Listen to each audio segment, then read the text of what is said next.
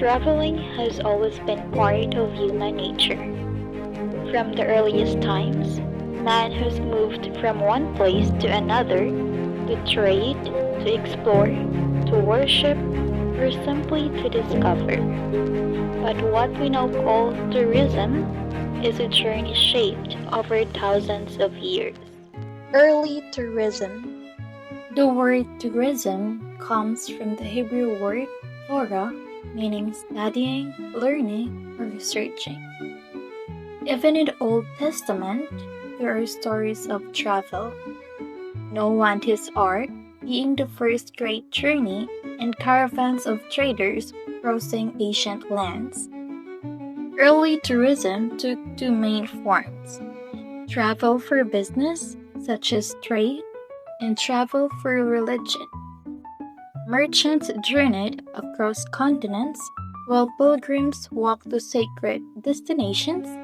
The Greeks traveled for the Olympic Games, and wealthy Romans visited distant friends, made easier by their famous roads and inns. The ancestors of today's hotels. Tourism in the medieval period. After the fall of the Roman Empire, tourism nearly disappeared.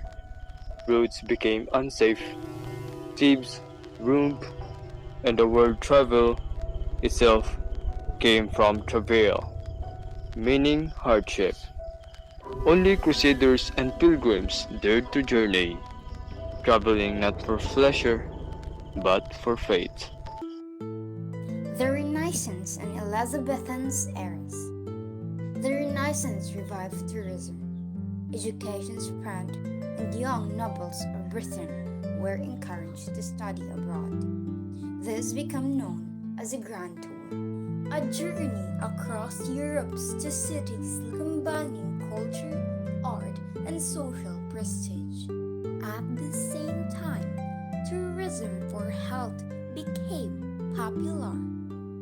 The concept of the spa, from the Wallon word spa or fountain, attracted the visitors to healing waters. Soon, spas added entertainment, giving birth to the first resort culture.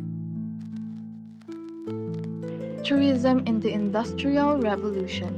The Industrial Revolution transformed tourism forever. With the rise of factories and cities, people had higher incomes and the need to escape urban life. Railways and steamships made travel faster and cheaper, creating the first mass tourism. Working class families flocked to seaside resorts, while the middle class sought the countryside for leisure. Modern tourism in 19th century. In the 19th century, tourism became business. Railroads expanded, steamboats carried travelers on cruises, and tour organizers emerged. The most famous was Thomas Hope, who arranged excursions and introduced the first traveler's checks.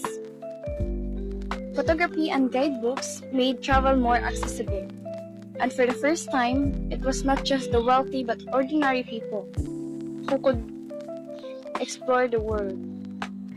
Tourism in the 20th century. The 20th century saw explosive growth in tourism. Wars brought soldiers to new countries, sparking curiosity about different cultures. Advances in technology, cars, airplanes, radio, cinema, and television inspired people to travel further. The Boeing 707 ushered in the golden age of air travel. Journeys that once took weeks by sea could be done in hours by plane. By the 1970s, taking annual vacation was no longer a luxury, but a way of life. Tourism had become a global industry, fueling economies and connecting nations. The history of the hospitality industry.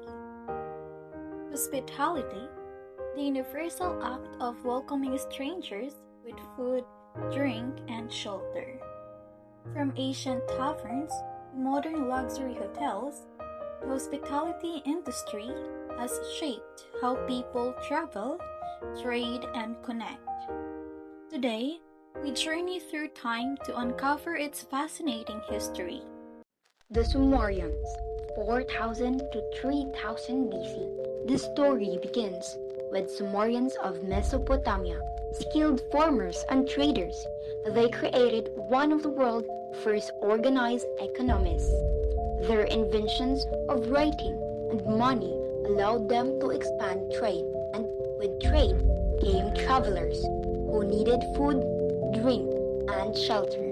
Sumerians travels served beer, a safer drink than water, and became the first known hospitality businesses. But they also attract criminals, leading to Hammurabi of Babylon to enforce laws regulating travels as early as 1792 BC. Early traders and caravanserai. As trade expanded across the Middle East, weary merchants needed rest stops. Caravanserai, early inns offered food, shelter, and stables for animals. Though often humble and dirty, they marked the beginning of long-distance hospitality. The Empire era, 3200s BC to 47 AD. In Egypt, hospitality became part of tourism. Travelers came to marvel at the pyramids, attend religious festivals, and seek shelter and meals. Egyptians were among the first to link travel, food, and lodging, a foundation of today's tourism industry. Greek Empire. In ancient Greece, travel flourished. Inns and taverns were common, though often viewed with suspicion. Still, the Greeks valued fine dining. Respectable restaurants served exquisite meals, while inns met the needs of common travelers. Roman Empire. The Romans built the world's first hospitality network. Inns lined the great roads, serving soldiers, traders, and government couriers. In cities, taverns and restaurants thrived. Pompeii's ruins reveal small eateries, ancestors of today's fast food chains. Rome gave the world not just roads, but also restaurant culture. The medieval period. After Rome fell, hospitality shifted to the church. Monasteries and hospices welcomed pilgrims, feeding them and offering shelter. The famous hospice of Saint Bernard in the Alps cared for countless travelers free for charge. Charlemagne built rest houses for pilgrims, while medieval guilds offered lodging in their halls. But space was limited. Nobles and the poor were prioritized, leaving the middle class to turn to taverns and inns. The Renaissance and early modern era, 1350 to 1800s. During the Renaissance, dining etiquette evolved. Rules of table manners emerged. In the 1600s, coffee and tea transformed Europe. Coffee houses became social centers, precursors to today's cafes. Stagecoaches lead to coaching inns, where horses were changed and travelers refreshed. In France, a man named Boulanger opened the first true restaurant in 1765. Soon, the French Revolution spread restaurants across Europe and beyond. The Industrial Era, 1800s. The Industrial Revolution changed everything. Railroads created demand for hotels near stations. In England and America, grand hotels rose to meet the needs of a growing traveling public. The modern age, from 1900s to present. The 20th century saw the rise of fast food, luxury hotels, and global restaurant chains. White Castles, Marriott Hilton, and many more shaped modern hospitality. After World War II, motels and coffee shops sprang up across highways. By the 1970s, casual dining brands and international hotel chains redefined travel convenience. Today, hospitality is a global force, driven by tourism, technology, and culture. From ancient taverns to five-star resorts, the industry continues to evolve while staying true to its core, the spirit of welcome. Origins of tourism and hospitality in the Philippines. Tourism and hospitality in the Philippines did not begin with grand hotels or bustling airports. It began long before that, when the first inhabitants roamed the islands in search of food, and tribes traveled to meet, trade, and connect. Spanish period. A more recognizable form of tourism arrived in 1521, when Ferdinand Magellan and his crew discovered the Philippines.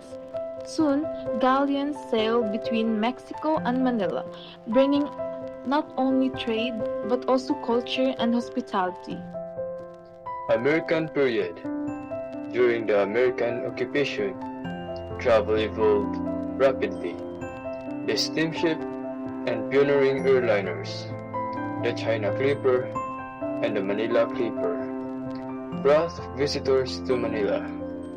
Tourism began to flourish, though still in its simplest form.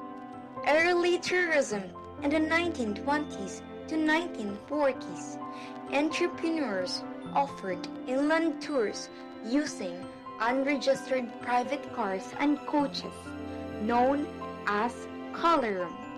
Drivers acted as tour guides even without formal training. Tourists explored Manila, Pansanjan Falls, Tagaytay, Mayon Volcano, Baguio, and the Banawi Rice Terraces. Post-war revival. In the year 1947 to 1950s. After World War II, tourism found new life. Airlines and ships connected to the Philippines with the world again. In 1952, the first tourism association was formed, the Philippine Tourist and Travel Association, supported by the government. Martial law and the 1970s tourist boom. Tourism faced crisis in the 1960s, hindered by political and economic challenges. But in 1972, after the declaration of martial law, the government invested heavily in tourism. Hotels, airlines, and resorts expanded. The Philippines became a bargain destination for foreign visitors, sparking a tourist boom. Modern era and present challenges. Today, tourism and hospitality in the Philippines continue to grow. Though the country lags behind its Asian neighbors in tourist arrivals, the Department of Tourism has laid out ambitious plans focusing on improving services, expanding destinations, and strengthening global ties. From simple tribal journeys to a thriving industry, the story of tourism and hospitality in the Philippines is a story of resilience, adaptation, and the warmth of Filipino hospitality. Today, as travelers continue to arrive, they are greeted not only with destinations of beauty, but with the enduring heart of the Filipino people. Tourism is more than travel. It is the story of people, culture, and hospitality.